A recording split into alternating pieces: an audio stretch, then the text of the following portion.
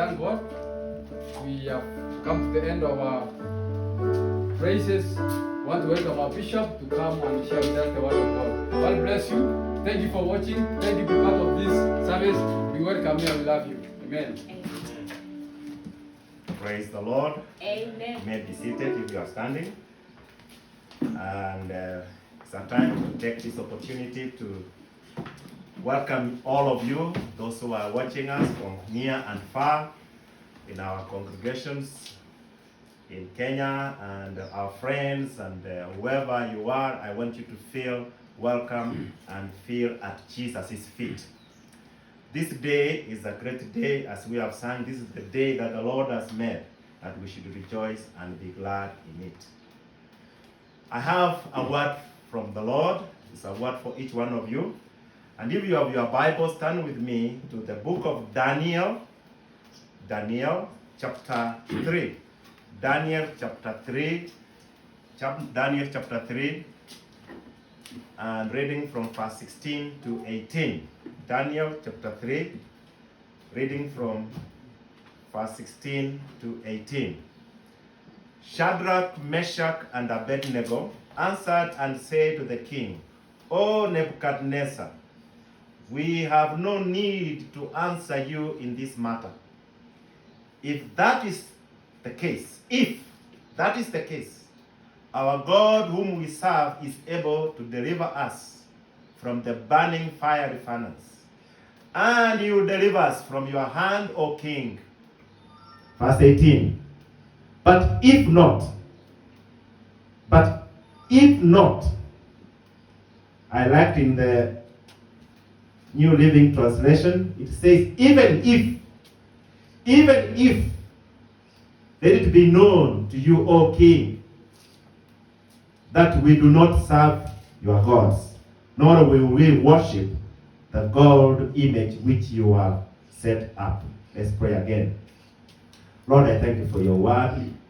And as we listen from you and speak to us through this word, and as I speak, I pray for your anointing afresh, and may your Holy Spirit come and minister to us in Jesus' name. Amen. Even if, that's my topic. Sometimes when situations and circumstances are so difficult, it can be tough for each one of us as believers. And even at this particular hour and at this particular time, I believe it is tough times. And sometimes it's so hard to keep the faith. Especially when you go hungry, when you have nothing to eat. You don't know where your next meal is coming from. In the home, there's troubles. I've heard that the statistics now, even families are almost breaking down. Children are becoming a menace in the family instead of a blessing. So things are tough. So it can be tough to keep your faith. No finances. But God desires that you trust in Him. You trust Him. We trust Him. Even if such circumstances and situations are. The story of Shadrach and Meshach and Abednego in the fiery furnace is a very familiar story when I was growing up as a child, and many of us who have gone to church, you have heard the story of Nebuchadnezzar and these three Hebrew children. It's one of those childhood stories that we used to hear. These three men were faithful followers of God. They refused to compromise and to bow before the golden image that King Nebuchadnezzar of Babylon had made. Shadrach, Meshach, and Abednego, though they were captives in Babylon, they stood in front of the most powerful man at that time and boldly proclaimed that under no circumstances, despite the situation, that they will worship and bow down to that image, that giant image that had been made. Together, the three men, they declared, if we are thrown into the furnace of fire, the God we serve, the God I serve and the God you serve, my dear brother, my sister, is able to deliver. Is able to deliver us from it. I don't know how many of us are going through that kind of fire. It may not be the real fire, but big problems. They believe that God was able to deliver. He said, "Oh Majesty the King, even if our God does not deliver us, we are not going to bow down. Even if, hata kama kwa Kiswahili, these three men, they were thrown in the fire furnace, and God miraculously delivered them. They were prepared to die, but their trust in God was unconditional. Even if, hata kama utatuacha sisi, hatutawacha kukuabudu na kukuamini wewe." I want to talk about three things that will enable us to understand, even when circumstances and situations are so tough, even if there is all that, we are going to trust our God, we are going to trust God. Number one, life is not a banquet of roses. Sometimes as Christians we think, now that you are a Christian, things are going to be normal and they are going to be a time of rejoicing and enjoying. I want to tell you, the scripture says in Psalms 34, verse 19, Zaburi 34 mstari wa 19, "Many are the afflictions of the righteous." Many are the afflictions of the righteous. But listen, "but the Lord delivers him out of them all." Hallelujah. Amen. God is going to deliver you from all those many afflictions. We all go through difficulties. None is exempted. Problems are impartial. In Matthew chapter 5, 45, verse 45, Jesus said, "It rains on the just and the unjust." Being a person of faith does not exempt you from troubles of life. Every problems have a dual nature.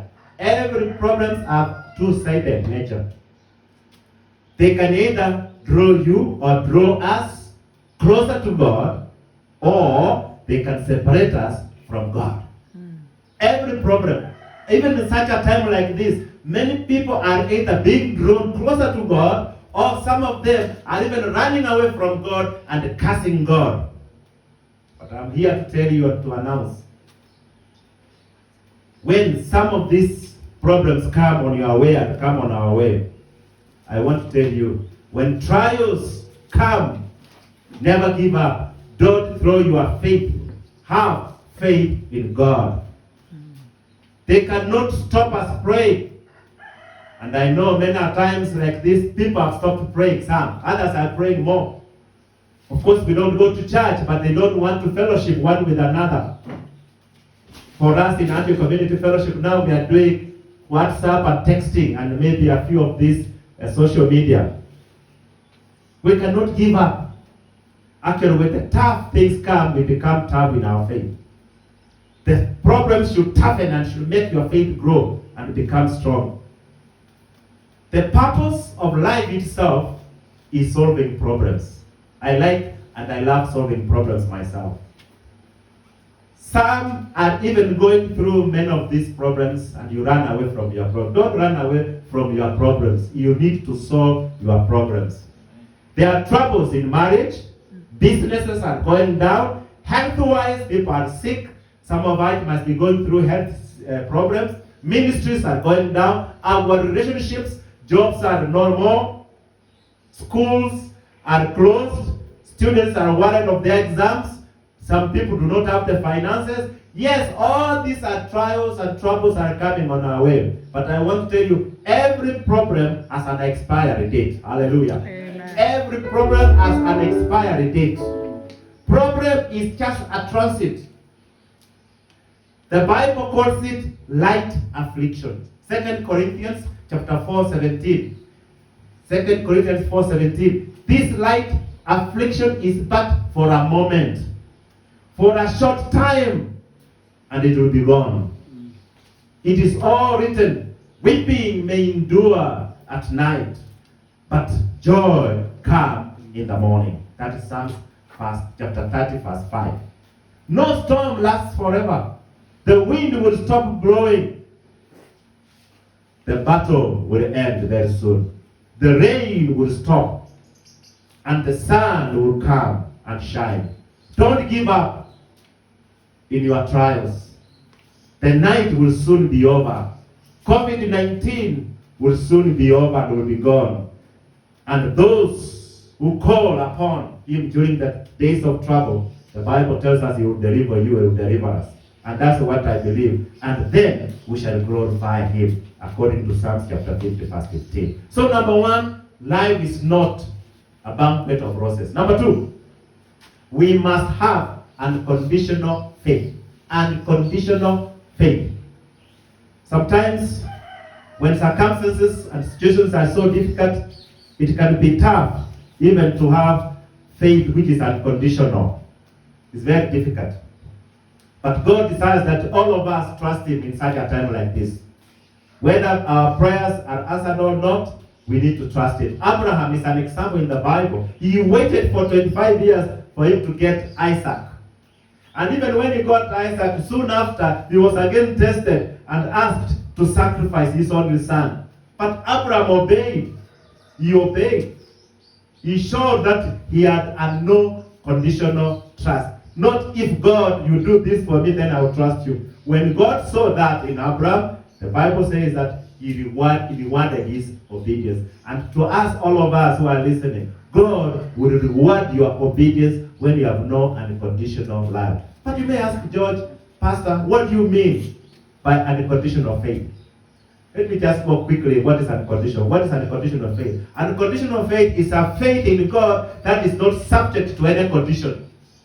If God, you do this for me, then I will be able to have faith in you. No condition. Number two, it is a trust God without limitation or having any reservation. And the condition of faith is total faith in God. You are not in between. It is obedience. It is obedience and trust. And the condition of faith is a complete trust in the Lord. In that you believe God, whether you understand it or not, whether you see it or not, you just trust him. That is unconditional faith. And conditional trust is like blind faith in God and his promises. He says so, and you do it. The Shadrach, Meshach, and Abednego trusted God unconditionally. They were committed no matter the outcome. It is not because if you save us from the fire first, then we will trust you. No. Whether, even if God chose not to deliver them, they were still going to trust God. That is difficult for us, many of us. So, unconditional faith is to love God unconditionally. We trust God because, in any case, he first loved us. Your trust in God requires that you believe in him and follow him wholeheartedly. There is no limit to what God can and will do. All you need is to trust him. Give him your unconditional and faith today. Trust him. God has a plan in each one of us. God has a plan for you and me. Even now, he's busy working in such situations. And that's why in Romans 8:28, that the Bible says, and we know that all things work together for good. For good to who? To those who love God.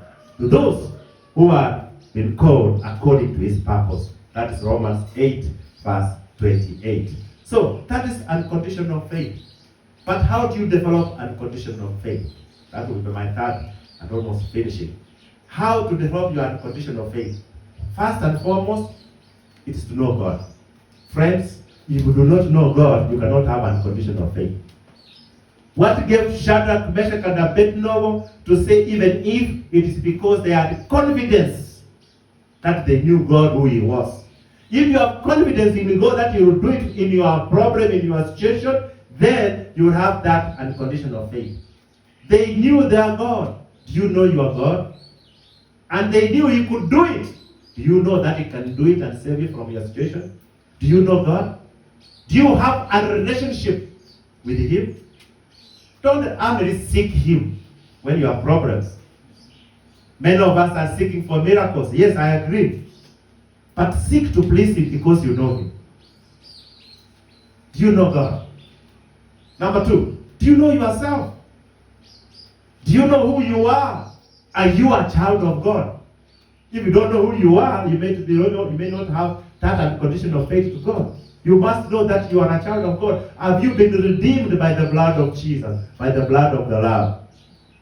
That's when you love God unconditionally. Feed yourself. To develop unconditional faith, you must feed your faith daily. Feed your faith daily. In such circumstances, this is the time to read your word. The pastor is not near you to preach to you. But it is the time you need to read your word, the word of God. The word of God is alive. What you are listening is the life speaking. Go deeper in the word of God. And then, when you go deeper in the word of God, another condition is that you need to exercise your faith. What I mean by exercising your faith is that because every believer has been given a measure of faith. Each one of us has a measure of faith, according to Romans chapter 12, verse 3. Hence, you need to put that little faith you have. Practice what you read. Do what it says. But don't go and hang yourself when you read. And Judas went and hanged himself. And so, okay, I've been told God. No, that's not what I mean. It's reading your word and go deeper in the word of God. Speak to your faith. Speak light in the darkness. Speak life even when you are in the valley of bones which are dead. Speak testimony that is alive. I've had many people, even they say, I'm sick. This is my sickness. You see, what you are admitting, it is your sickness. It is not that it has been brought to you. You are accepting and admitting. So keep on having your sickness because it is yours. That's not faith. Free your faith from doubt and negativity. Many of us speak of negative. James chapter 1 and verse 6, the Bible says, when you ask, believing, with no doubt. Because the one who doubts is like a wave at the sea that is being blown by wind left and right. So friends, know how to develop your faith. And that's another thing I want to endure trials. Don't run away from trials when they come. And when they become too hard, that's when you need to trust God the more. Be obedient. Then the second last I want to mention about building your faith is that pray in the power of the Holy Spirit. According to Jude 20. If you read chapter Jude 20, you will see that we need to pray in the power of the Holy Spirit. That is very key for you to go through this difficult time. Even if, and last but not the least, which is very important, give thanks. How many of you are giving thanks in such a situation? 1 Thessalonians 5:18. Give thanks for all things. Don't complain. That shows when you complain, you are showing doubt. Give thanks in all situations. And when you give thanks, the way of the result is now develop a life of praise and worship. I want to tell you there is power in the praise and the worship. 2 Chronicles chapter 20, verse 21. I want to read that. 2 Chronicles 20 and verse 21. Here is the story of Jehoshaphat. After consulting the people, Jehoshaphat appointed men to sing to the Lord and to praise him for the splendor of his holiness. As they went out at the head of the army, saying, give thanks to the Lord, for his love endures forever. As they began to sing and praise, listen, as you sing, as you start to praise, the Lord set ambushes against the men of Ammon and Moab and Mount Seir, who were invading Judah, and they were defeated. Verse 23, the Ammonites and the Moabites rose up against the men from Mount Seir to destroy, and he held them, and he left them. After they finished slaughtering men from Seir, they helped to destroy one another. When the men of Judah came to the place that overlooks the desert and looked toward the vast army, they saw only dead bodies lying on the ground, and no one escaped. Verse 25. So, listen, Jehoshaphat and these men went to carry off the plunder, and they found among them great amount of equipment and clothing, and also articles of value, more than they could take away. there was so much plunder that it took 3 days to collect. Hallelujah. Amen. You know, after all your troubles and problems, I want to give you an antidote, a solution. Start singing and praising and worshiping. Even after this, you may get a better job. In fact, life, there is no money now. You may get even a double money. Because I'm not promising of anything, but I'm telling you, when you start praising and worshiping, the thing is, God is going to remove your problems. Jehoshaphat, they started going there with singing and praising, and they did what happened. What happened? The armies were destroyed, and they ran and they started killing each other, and they found a lot of things. They started plundering. For 3 days, it was too much. In conclusion, friends, I want to finish with this scripture, Job 13, verse 15. The Bible says, though he slay me, yet will I trust him. These were the words from a man determined to serve God. Despite his losses, even if they were going to slay him, he was not going to leave God. Job was set and continued and followed and wanted to trust God in whatever circumstances, in whatever situation, with complete disregard of any situation that he was in. He said, I will continue to trust him. What have you lost during the COVID-19? What are you losing now? We cannot say it is over. No, God is going to give you more, double. The story of Job, you know how it ends. He received more. Even if God left Shadrach, Meshach, and Abednego in the finance, they were going to still continue to trust God. Are you that kind of person, my sister, my brother? Are you trusting God in whatever circumstances you are in? The Bible says that He is the author and the finisher of our faith. What are you facing? I want to tell you, affliction is just temporal. Victory is on the way. And it is closer than you think, very close. Keep studying. Keep praying. Keep believing. Keep praising the Lord. Keep hoping. Keep serving faithfully. And keep confessing the word. Cease from worry and fear. Stop worry and fear. Refuse to doubt. Have total faith in God. Trust Him unconditionally. God will honor your faith. God honored the 3 Hebrew men. He delivered them from the fiery furnace. And His name was glorified. You too, me too. God is going to deliver us from whatever circumstances you are. Your case is not hopeless. God cannot abandon His own people. Only Him, only God has the final say. Hallelujah. Amen. When you pass through the waters, I will be with you. And through the rivers, they shall not overflow you. When you walk through the fire, you shall not be burned, nor shall the flame scorch you, according to Isaiah 43, verse 2. Have you renounced God? Has your love for God grown cold because of COVID-19? I want to tell you, today, if you pray right now that Jesus come into your life, He has promised He will come.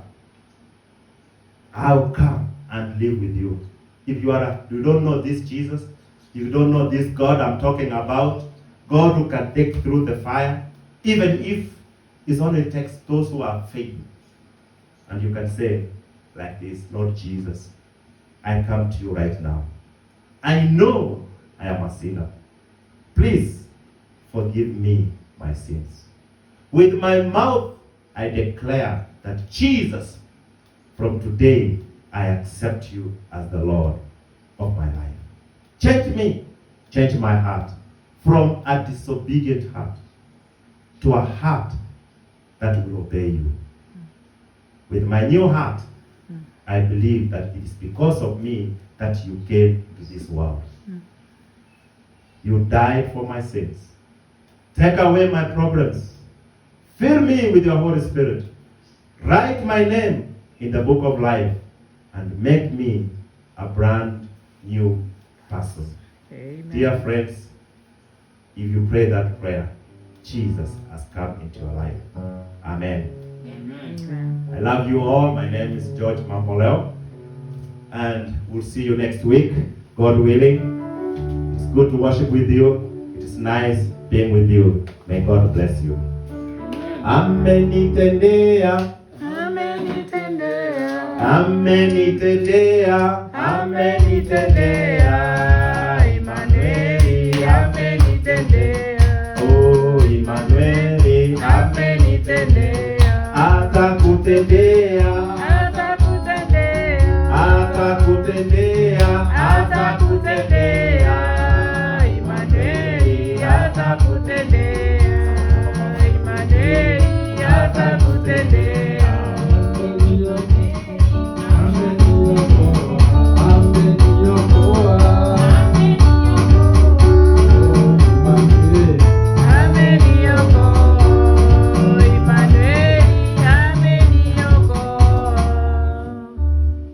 Tunashukuru Bwana kwa ajili ya wakati huu ambao umepita.